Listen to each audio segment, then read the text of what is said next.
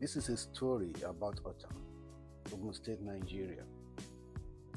And it is also a story about what happened after leaving Faith Church, settled there.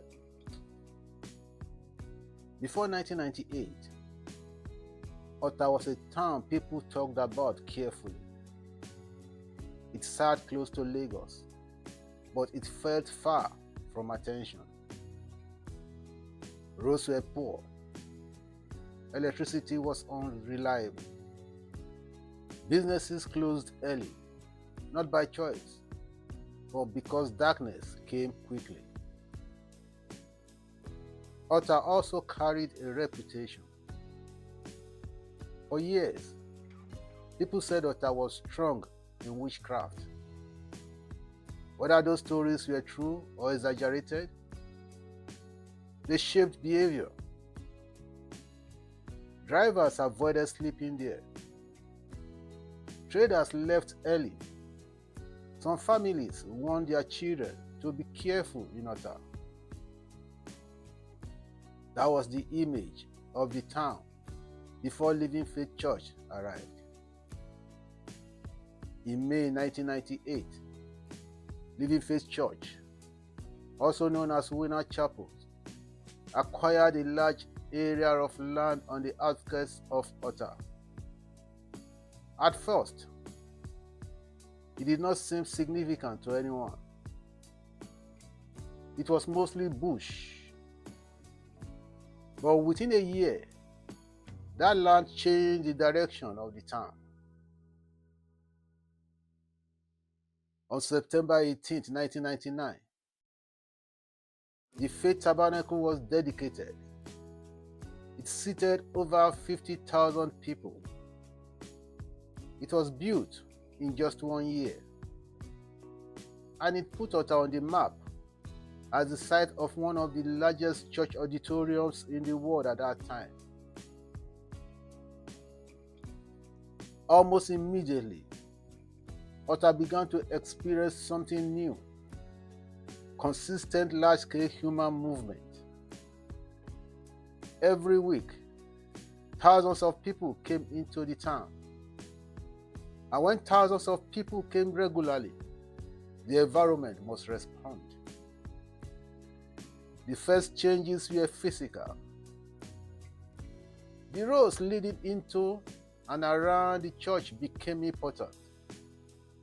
Routes such as Ojuore to Otter began to receive attention. Some were repaired, others expanded. Transporters who once avoided Otter started passing through it regularly. Electricity followed a similar pattern. When transformers failed in nearby communities, Living Faith Church replaced some of them. Streets that had been dark for years had light again. Shops stayed open longer. Movement at night became safer. These changes affected not only church members, but also residents of Otter itself. But beyond infrastructure, perception began to shift. As people poured into Otter from across Nigeria and outside the country, the old stories lost their grip. Fear thrives where places are quiet and unknown. But Otter was no longer quiet and unknown. Visitors came weekly. Some stayed overnight. Others moved in. The town that was once avoided became familiar. The talk of witchcraft did not disappear overnight, but it began to fade. It became harder to hold on to fear when buses arrived daily and streets stayed busy. Let me pause briefly here. If you haven't subscribed to this channel yet, please do so now. It helps the channel grow and motivates me to keep producing stories like this. Thank you. Now let us get back to the story. As attendance grew, another change followed. Many members of Living Faith Church did not want to commute in and out of Otter every week. They began to buy land around the church. Some built houses. Others developed small estates. Families relocated. Entire neighborhoods expanded because people wanted to live close to the church. This steady movement turned temporary visitors into permanent residences. It increased demand for housing, water, schools, and local services. Land that once sat unused became valuable. Otter was no longer just a place people passed through. It became a place people settled in.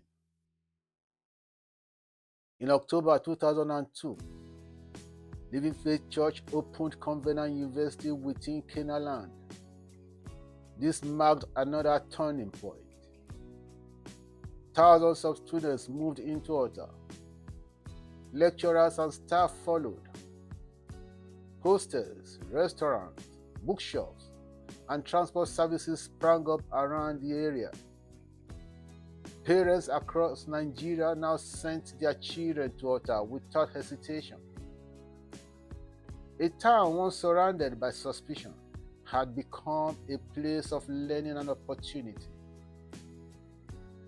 By the 2010s, the transformation was visible. Otter had grown in population. Businesses were active. The town had become a regular destination for national and international visitors attending major church programs. In 2024, the federal government approved the construction of an airstrip within Canaan land. That approval reflected how far Otter had come. From a town people avoided to one officially recognized as a point of arrival. Living Faith Church did not remove all of Otter's problems. The town still faces the challenges common to growing Nigerian cities, but its presence changed the town's trajectory. It brought people. It brought light. It brought attention. And over time, it changed how Otter is seen, both by outsiders and by the people who lived there. This is how the Living Faith Church transformed Otter.